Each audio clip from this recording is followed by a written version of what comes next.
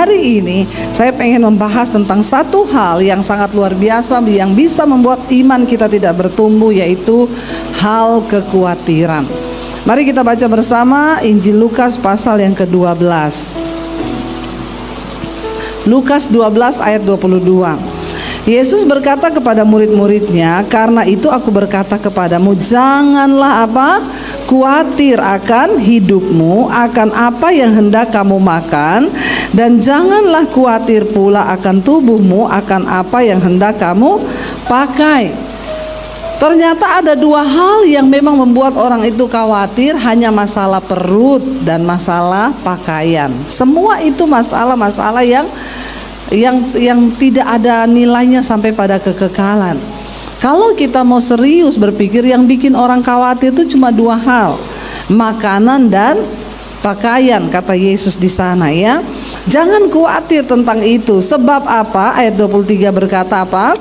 Sebab hidup itu lebih penting daripada makanan, dan tubuh ini lebih penting daripada pakaian. Apa artinya, saudara?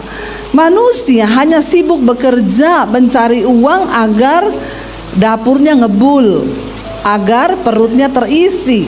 Tapi kita lupa, Alkitab berkata hidup itu lebih penting daripada makanan. Mana yang benar? Hidup untuk makan atau makan untuk hidup? Yang benar. Tapi ada sebagian orang itu hidup untuk saudara bersyukur kalau berpikir bahwa hidup makan untuk, berarti kalau makan untuk hidup yang penting apanya? Hidupnya ya. Kita makan itu supaya kita hidup. Tujuannya makan itu agar kita hidup. Benar yang Yesus katakan, hidup itu lebih penting daripada makanan. Kalau kita sadari bukan makanan yang terpenting, tetapi hidupnya itu loh. Kita makan tempe, sambal, nasi, enak enggak? Kalau disertai dengan ucapan makan steak yang harga 1 juta, di Jakarta ada steak 1.500.000 harganya, 2.600.000 ada, sampai 3.500.000 ada. Saya diajak orang makan, ibu pilih, saya lihat harganya. Suami saya colek saya, enggak usah milih, biar yang ngundang yang milihin. Nanti kita salah, lihat harganya aja mau kecekik. Saya tanya, ini kenapa bisa mahal begini ya? Konon bu, ini sapi-sapinya dipelihara khusus. Jadi sapi itu enggak stres, dia makannya baik, dikasih vitamin. Jadi juga dagingnya itu enak. Ini sapi pilihan. Dalam hati saya, biar sapi dagingnya enggak stres, kalau yang makan stres. Iya enggak?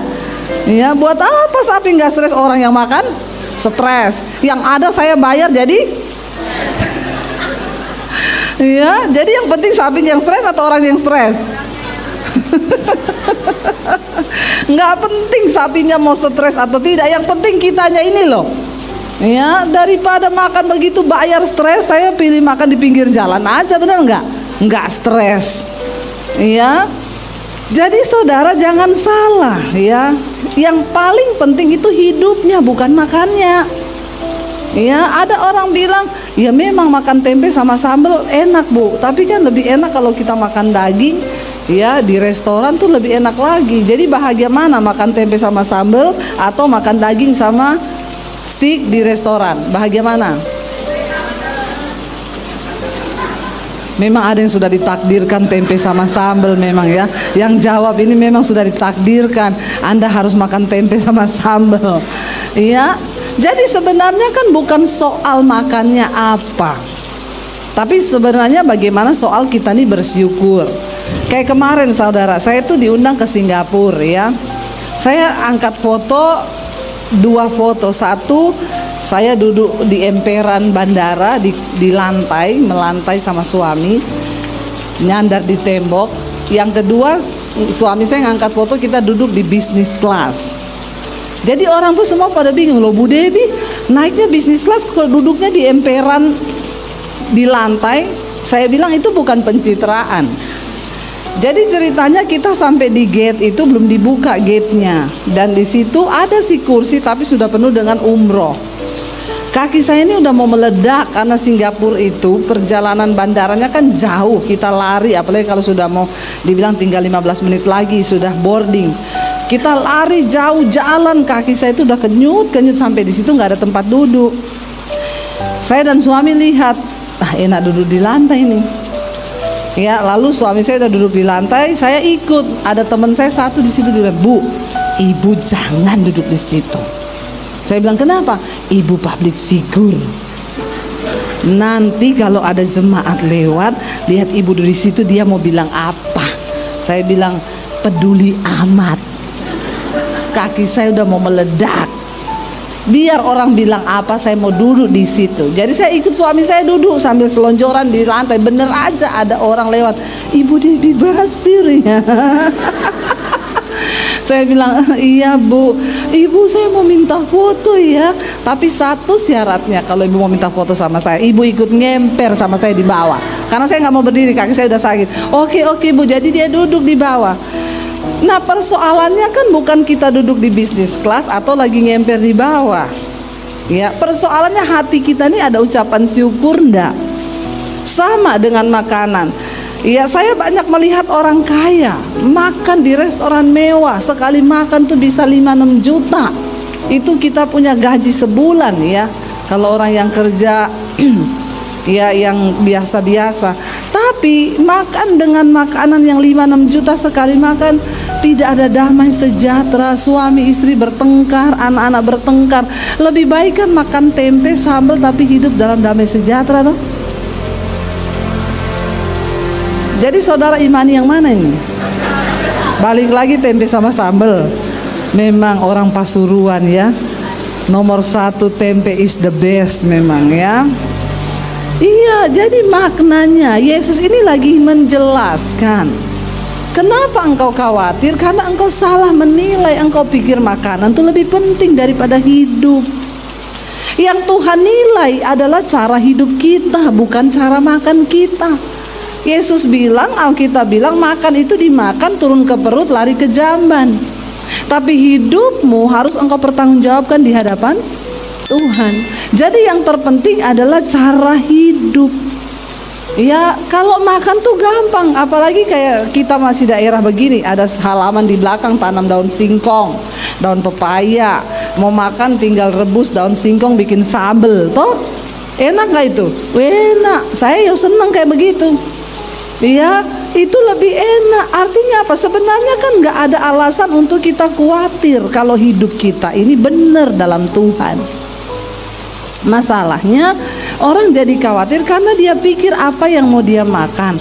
Lalu Yesus bilang, bukankah tubuh lebih penting daripada pakaian? Tapi kalau mau sok iya ikut orang, ya beli baju, satu baju 1,5 juta, di Jakarta banyak baju 2,5 juta satu baju. Ya saya sih dikasih ya, saya nggak beli, cuma kalau lihat harganya aja. Ya, kalau mau ikut yang begitu ya stres hidup kita. Makanya banyak kekhawatiran. Ya, lihat orang pakai ini kita juga mau pakai yang begitu, orang begini kita juga mau gitu. Yesus bilang yang terpenting itu tubuh daripada pakaian. Artinya apa? Tubuhmu itu bait Allah. Satu saat waktu kita mati, Tuhan tidak tanya merek pakaianmu apa. Yang dia tanya, selama engkau hidup, tubuhmu itu engkau pakai buat apa? Tubuh bukan untuk persinahan, tubuh bukan untuk percabulan, tubuh bukan sesuatu yang untuk hal-hal yang negatif, tapi tubuh ini tempat berdiamnya Tuhan. Enggak penting pakaian kita apa, asal ada Tuhan dalam tubuh kita, itu yang membuat hidupmu bernilai. Amin. Orang kadang ngomong, Bu Debbie ya, Bu, ibu itu kalau khotbah bajunya itu tok. Saya bilang, Mbok Ben, emang gue pikirin, saya tuh biasa aja. Saya nggak pernah loh saudara mau pelayanan hari Minggu, hari Jumat saya siapin baju, saya siapin ini, enggak ya, pokoknya apa aja yang ada udah saya pakai. Sampai kadang itu terus aja, Mbok Ben. Bagi saya tuh nggak penting, yang penting tubuh kita ini, hidup kita ini berkenan nggak sama Tuhan. Jangan terlalu pusingin hal-hal yang seperti itu, sehingga banyak orang pencitraan. Ya akhirnya karena pencitraan kepengen ya mau gaya-gayaan, ikut-ikut orang, ya foto di restoran mewah di Jakarta sih, di sini nggak ada yang ngaku. Ya akhirnya biasanya orang-orang yang kena kekhawatiran itu apa? Orang yang sombong, orang yang tinggi hati, orang yang suka iri hati, itu ya sudah akhirnya dia kena kekhawatiran. Tapi orang yang hidup apa adanya itu enak. Ya, kita hidup apa adanya itu enak, nggak usah maksa hidup ini. Amin. Tadi pagi saya sampaikan, jangan banyak cicilan supaya nggak banyak kekhawatiran. Karena dua hal yang membuat jantung berpacu dengan cepat, jatuh cinta dan jatuh tempo. Ya, kalau banyak jatuh tempo, ya itu jantungnya deg-degan. Aduh, udah mau tanggal jatuh tempo. Saudara, yang namanya kekhawatiran hidup ini sangat berbahaya, bisa membunuh iman. Makanya kita harus kenali apa yang harus saya kurangi. Pemahaman, ini pemahaman yang luar biasa yang Yesus beri. Tubuh lebih penting dari pakaian, hidup lebih penting dari makanan. Kalau kita menyadari pemahaman ini, tidak khawatir hidup kita. Ayat yang ke-24 Yesus berkata apa? Perhatikanlah burung-burung gagak yang tidak menabur dan tidak menuai, tidak mempunyai gudang atau lumbung, namun demikian diberi makan oleh Allah. Betapa jauhnya kamu melebihi burung-burung itu. Gudang pada zaman dulu itu kan belum ada bank. Jadi kalau zaman sekarang orang nyimpan uang di bank, zaman dulu mereka nggak ada bank. Mereka menimbun hasil tanah, hasil panen itu di gudang. Ya, itu untuk satu tujuan, supaya ini ada jaminan untuk kehidupannya kelak, supaya dia nggak lapar. Nah, Yesus berkata burung gagak itu nggak punya gudang, nggak punya lumbung. Ya, tapi demikian betapa luar biasa Allah memberi makan. Ya, burung itu nggak ada yang khawatir loh. Pernah nggak saudara lihat burung merenung di pohon begini ya? Atau saudara pernah lihat monyet ketek itu loh, ketek merenung? Ada sih fotonya ketek merenung, katanya gini, susah jadi manusia, mending jadi ketek. Ya, mereka nggak pernah khawatir. Burung itu nggak ada lumbung, dia nggak nyimpen makanan, bahkan besok aja dia nggak tahu mau makan apa, tapi dia nggak khawatir. Tuhan suruh kita belajar dari burung yang tidak pernah khawatir. Ya, dia mau ada makanan, dia tahu pokoknya besok itu pasti dia makan. Ajaib ya. Makanya saya tuh kalau lihat burung-burung terbang tuh, ini burung ya. Yes, kenapa Tuhan tuh suruh kita belajar dari burung? Ya, kalau pagi tuh saya bangun di rumah suka lihat ada burung terbang dari pohon ke pohon. Ya, saya pikir dia tuh makan apa ya? Kok yo hidup loh. Makanya Alkitab mencatat, Yesus bilang belajar dari burung-burung itu. Betapa kamu itu jauh lebih bernilai di mata Tuhan daripada burung-burung itu. Asal kita mengerti makna hidup yang sesungguhnya, bahwa tubuh lebih penting dari makanan, tubuh lebih penting dari pakaian, hidup lebih penting daripada makanan. Ayat 25, siapakah di antara kamu yang karena kekhawatirannya dapat menambahkan sehasta pada jalan hidupnya? Siapa nih yang khawatir? Aduh, saya khawatir bagaimana ya masa depanku, bagaimana tiba-tiba ting saldomu bertambah?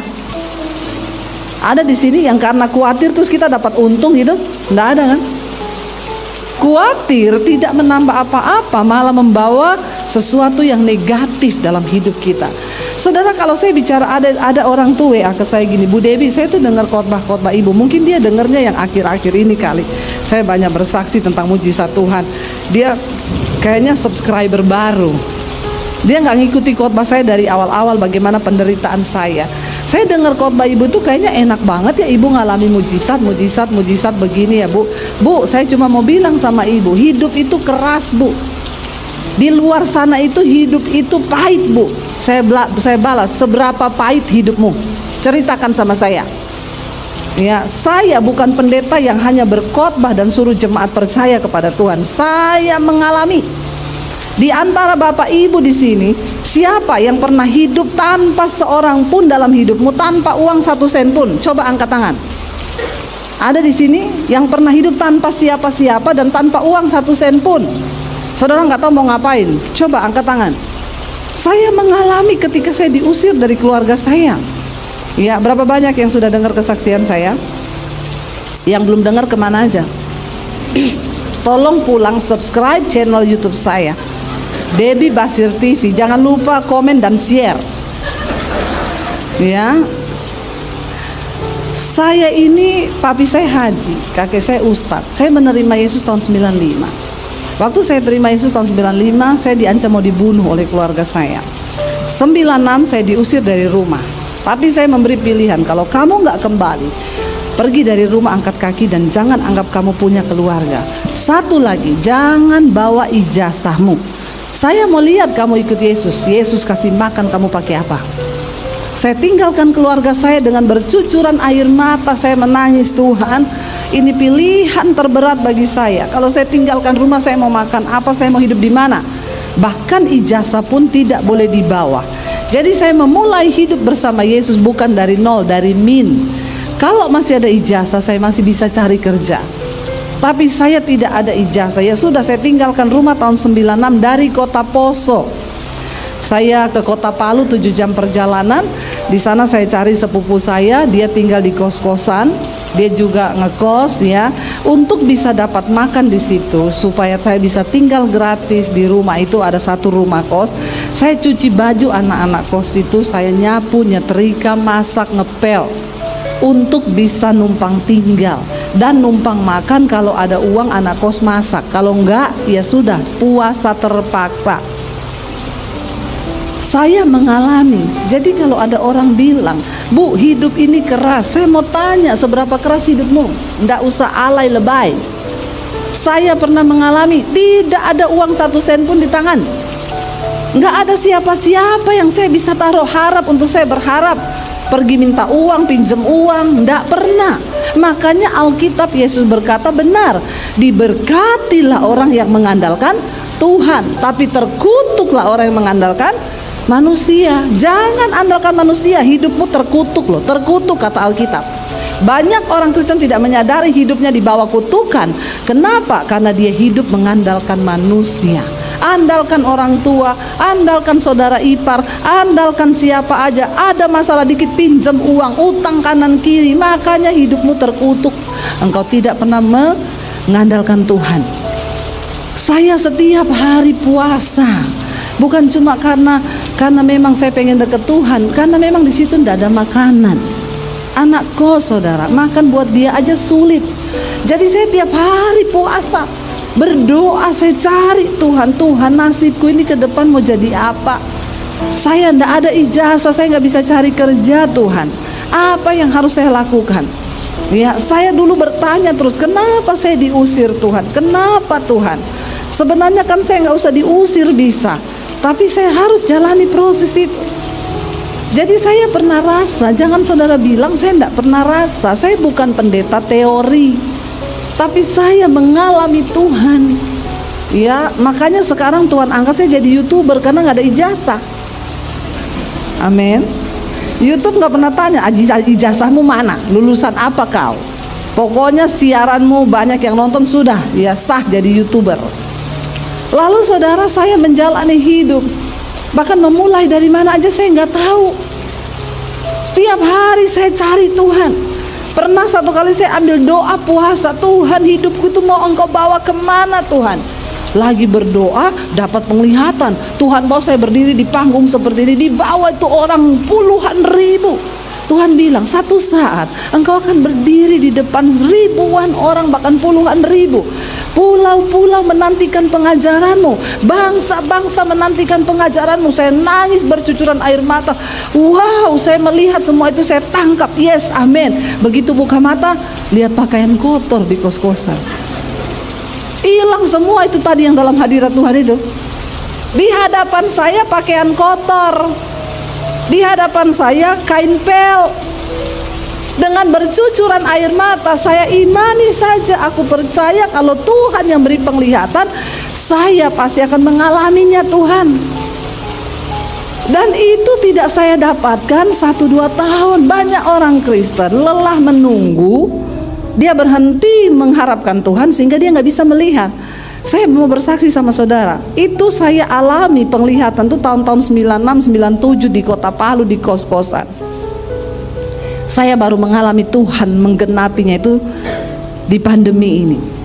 Di tengah masa pandemi, saya diundang pelayanan ke Amerika, saudara. Ya, waktu bulan Desember kemarin saya baru pulang 5 minggu. Ya, pelayanan di New York, di New Jersey, Philadelphia, Colorado, Atlanta. Kami keliling, terbang ke beberapa negara di sana. Saya melihat Alkitab berkata, bangsa-bangsa, Tuhan ngomong waktu itu, menanti pengajaranmu.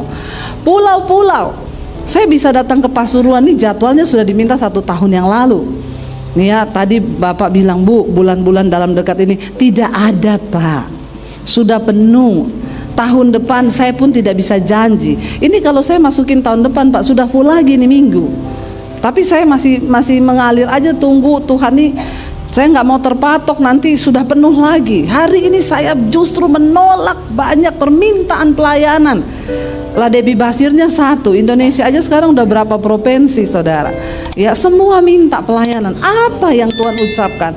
Sekarang YouTube saya subscribe-nya 625 ribuan. Ya, hari ini setiap malam mesbah doa itu yang nonton sampai 60 ribu. Mesbah syukur pagi itu kadang hampir mencapai 100 ribu. Tuhan ngomong, aku penuhi semua yang dulu aku ucapkan. Sekali khotbah di YouTube, yang nonton ada yang sudah jutaan. Itu mimbar yang Tuhan berikan sama saya di YouTube. Itu terjadi kan, engkau berdiri di depan puluhan ribu orang kan. Kalau malam itu, saudara, yang ikut live streamingnya aja masuk di live chat itu, ya berkisar sekitar 16 ribuan. Ya, saya melihat itu kan jemaat, ya. Saya di Amerika pergi nonton opera, gedungnya besar. Kita nonton opera cerita Alkitab tentang Daud. Ya, saya lihat tuh gedung bertingkat-tingkat sampai ke bawah, tangga-tangga, orang duduk semua di dalam ruangan teater itu. Saya tanya, ini berapa ya kapasitasnya? 4.500, Bu. 4.500 sebanyak ini. Tiba-tiba Roh Kudus ngomong, setiap malam kamu mesbah doa. Itu yang muncul di live chatting, 14.000 sampai 16.000. Kalau dibikinin gedung, berapa kali lipatnya ini? Saya baru sadar, oh ya, berarti itu jemaat kalau dikumpulin banyak banget ya. Nah, saudara bayangkan, itu yang nunggu setiap jam 8 malam. Kalau saya memilih untuk khawatir dan tidak percaya kepada Tuhan, saya rasa saya tidak akan melihat hari ini. Tuhan bilang, teruslah berbuat baik, karena jika engkau tidak menjadi lelah, engkau akan melihat janji-janji Tuhan digenapi dalam hidupmu. Amin. Tapi banyak dari kita menjadi lelah, lalu putus asa, lalu makanya saya mengalami, kalau ada jemaat merasa, ibu sih belum pernah dikejar-kejar, ditagi-tagi utang. Saya tanya, kenapa? Kamu lagi mengalami masalah apa? Saya dikejar debt collector, Bu. Berapa lama? 6 bulan. Saya 2 tahun dikejar debt collector.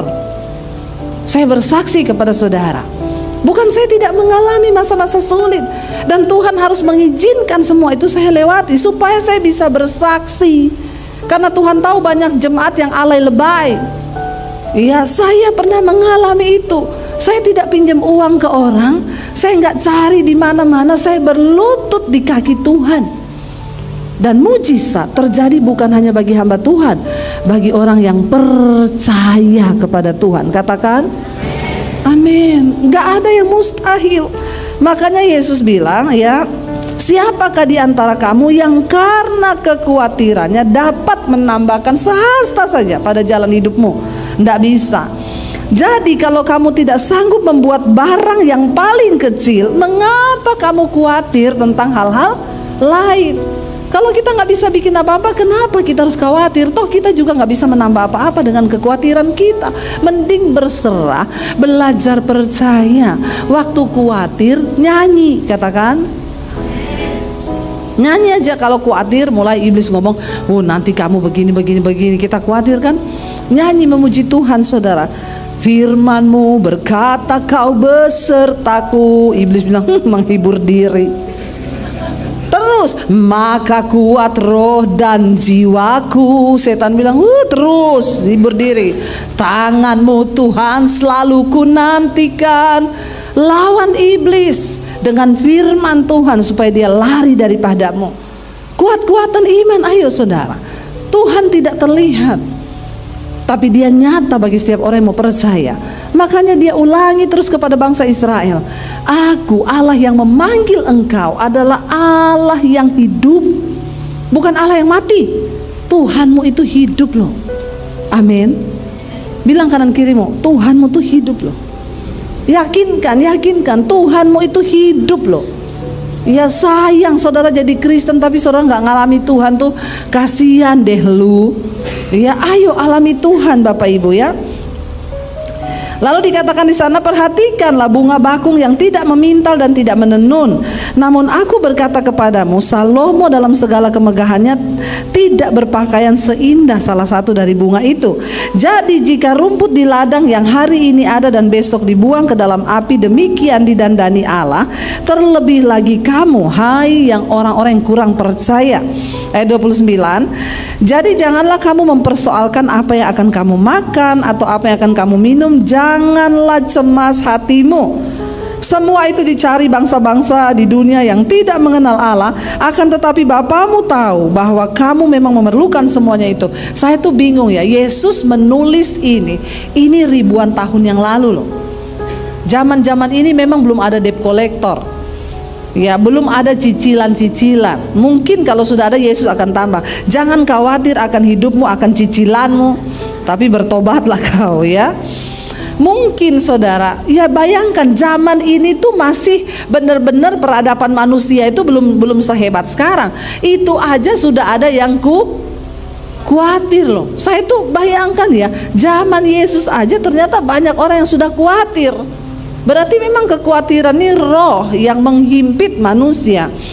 Ya, Yesus berkata di sana, jangan kamu persoalkan apa yang kamu makan, minum, jangan cemas. Semua itu dicari bangsa-bangsa di dunia yang tidak mengenal Allah. Orang yang khawatir itu disamakan dengan orang yang tidak mengenal Allah. Kalau engkau mengenal Allah, engkau tidak akan khawatir. Akan tetapi Bapamu tahu bahwa kamu memang memerlukan semuanya. Itu Bapa kita, Bapa yang tahu. Tetapi ini kuncinya supaya kita tidak khawatir. Ayat 31 berkata apa? Tetapi carilah kerajaannya, maka semuanya itu akan ditambahkan juga kepadamu. Jadi yang terpenting di hidup ini, cari kerajaan Allah. Apa itu kerajaan Allah? Roma 14 ayat 17. Kerajaan Allah itu bukan makanan, bukan minuman, tapi kebenaran, damai sejahtera, dan sukacita oleh Roh Kudus. Itu yang harus kita cari. Kejar kebenaran supaya hidupmu ada damai. Orang yang paling bahagia di dunia ini bukan orang kaya, tapi orang yang hidup di dalam kebenaran. Pasti ada damai sejahtera. Apa yang dicari manusia di dunia ini? Damai sejahtera, sukacita. Ya, buat apa orang kaya raya tapi nggak ada damai, nggak ada sukacita? Ya, tapi yang Yesus maksudkan, cari itu kebenaran, damai sejahtera, dan sukacita. Carilah kerajaannya, maka semuanya itu akan ditambahkan. Ayat 2:32 berkata, janganlah takut, hai kamu kawanan kecil, karena Bapamu telah berkenan memberikan kamu kerajaan itu. Kita sudah menerima kerajaan Allah itu, tapi kita mau nggak tinggal di dalamnya? Di dalam kebenaran, maka ada damai sejahtera dan sukacita. Itu pilihan ada di tanganmu. Ayat 33 Yesus tuh berkata begini saudara, jualah segala milikmu dan berikanlah sedekah. Buatlah bagimu pundi-pundi yang tidak dapat menjadi tua, suatu harta di sorga yang tidak akan habis, yang tidak dapat didekati pencuri, dan yang tidak dirusakkan ngengat.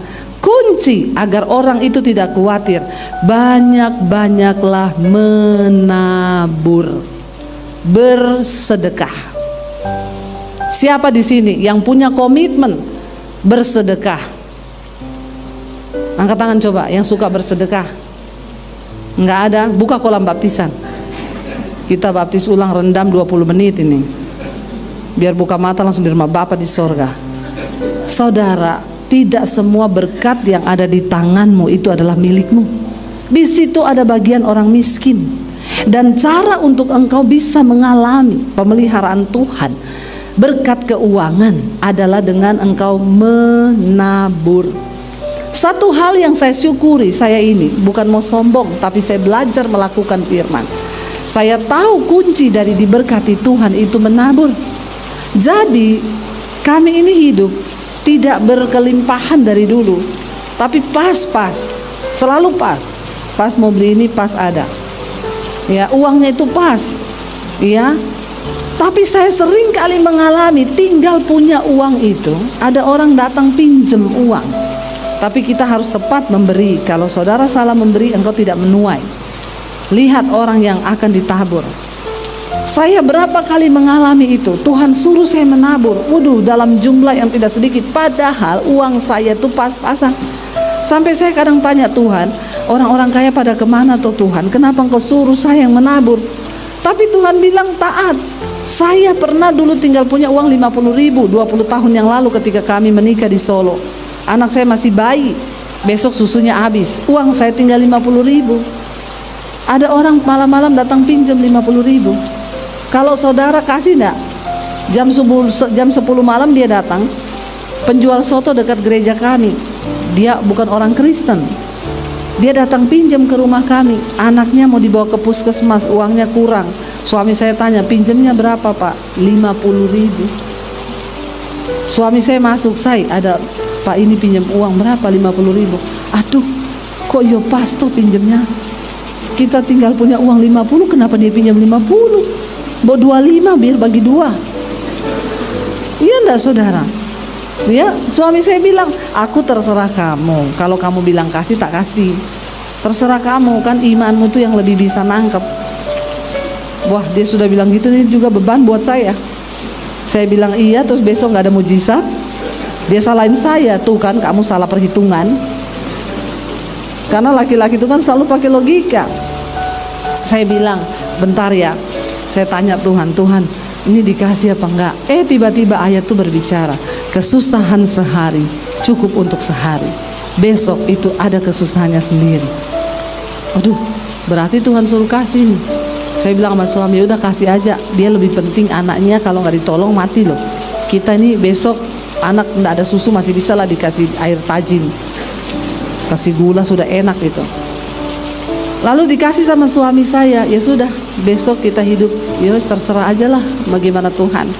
Ya benar, besok itu suami saya ada pelayanan.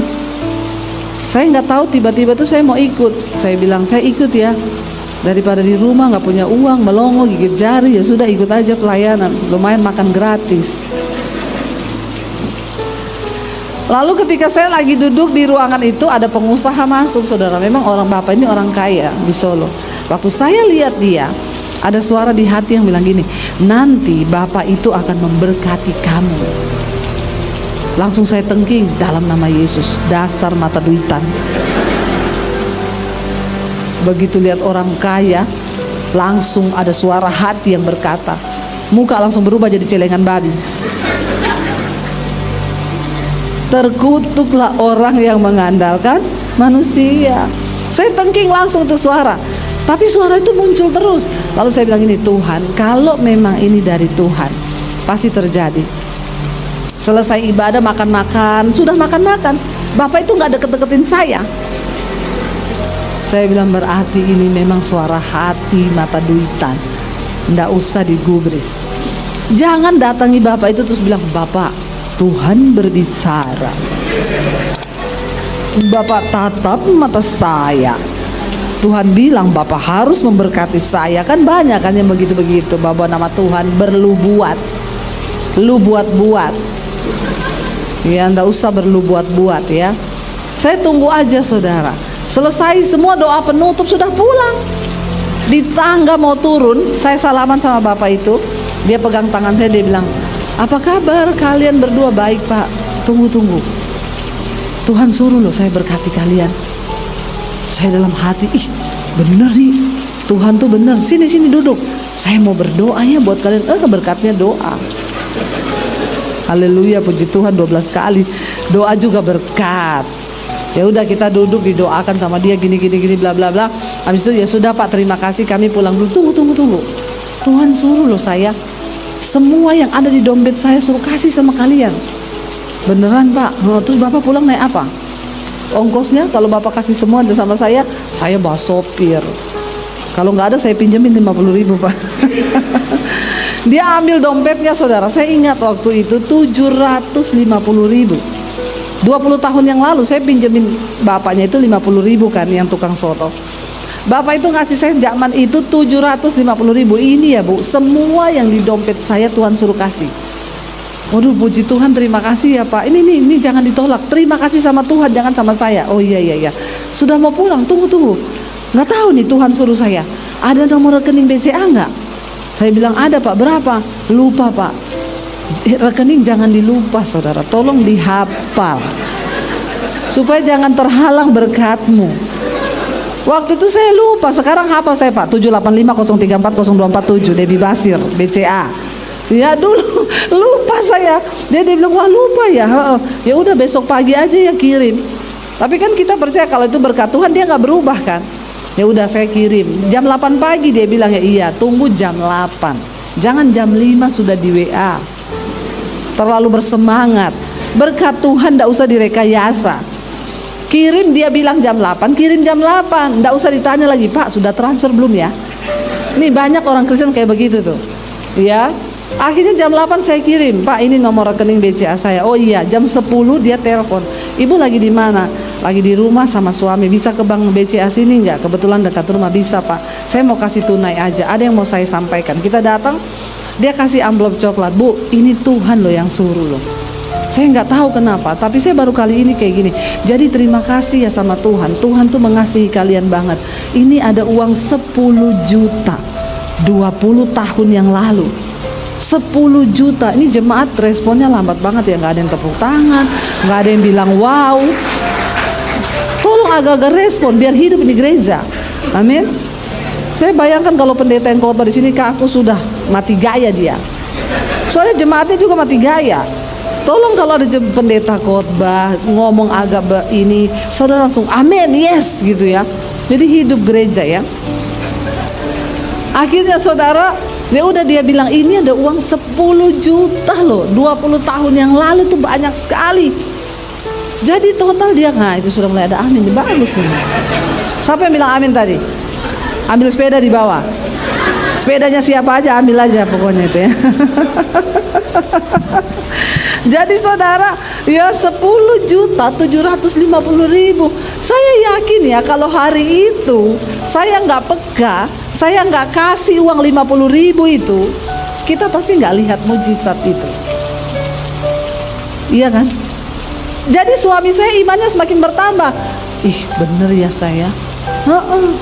Makanya suami saya itu sekarang gini, say, kalau ada orang Tuhan gerakan untuk kau berkati, nggak usah tanya-tanya saya, kasih saja. Dia tahu istrinya ini, Alkitab bilang kan istri yang takut Tuhan itu suaminya nggak kekurangan keuntungan, karena istrinya takut akan Tuhan. Tapi kalau istrinya nggak takut Tuhan, suaminya kurang terus keuntungannya, malah duitnya hilang terus.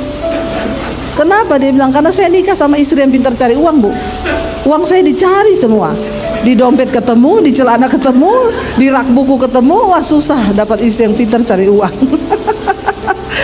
Saudara, saya melihat ini ketika kami masih susah dulu loh. Tapi jangan pulang dari sini saudara langsung, siapa yang mau pinjam 50.000? Siapa? Pak kasih ini loh, supaya aku dapat mujizat. Tuhan itu melihat sikap hati.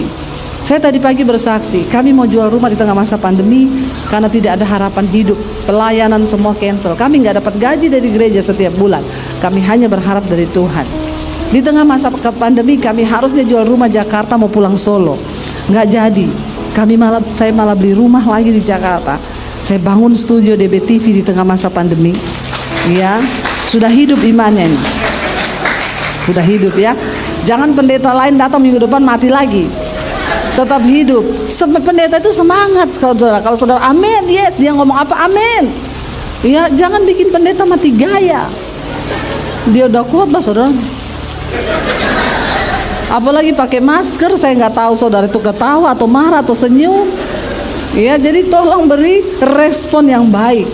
Ya, kami harusnya jual rumah, nggak jadi. Saya beli rumah, saya bangun studio DBTV di tengah masa pandemi. Bukan hanya itu, di tengah masa pandemi Tuhan izinkan kami bangun puluhan gereja di desa-desa. Wow, saudara, Tuhan dahsyat luar biasa. Ya, hari ini kami sedang bangun sekolah misi di Bandungan, Semarang. Kami punya kerinduan untuk sekolahkan orang-orang dari desa yang mau jadi pendeta. Mereka masuk sekolah gratis, lalu mereka pulang kembali ke desanya. Satu kerinduan yang Tuhan taruh di hati saya, supaya Indonesia dimenangkan bagi Tuhan, supaya Indonesia diselamatkan bagi Tuhan. Saya undang para imam musik. Kalau ini kayaknya tepuk tangannya pengen cepat selesai, makanya kenceng banget ya, dalam hatinya udah habis waktu nih Bu. Silakan imam musik maju ke depan. Saudara, jangan pernah ragukan Tuhan. Mari hari-hari ini banyak menabur. Kalau saudara mau melihat diberkati Tuhan, ya sesuai takaran. Kalau Tuhan gerakkan, jangan ngeraskan hati. Saya sudah melihat Alkitab berkata, hanya orang yang menabur yang akan menuai. Seberat apapun tahun 2023, Tuhan berkata, walaupun dunia memprediksi ini tahun kegelapan, tahun apa, bagi orang-orang yang percaya kepada Tuhan, dia akan melihat bahwa Tuhan akan membela. Engkau akan melihat, saya sudah mengalami, saya tidak berteori, saya mengalami. Kita naikkan pujian bersamamu Bapa, kami lewati semua. Engkau ada bersamaku di setiap musim hidup kami. Kita percaya saudara, Tuhan gak pernah tinggalkan kita. Terima kasih Yesus.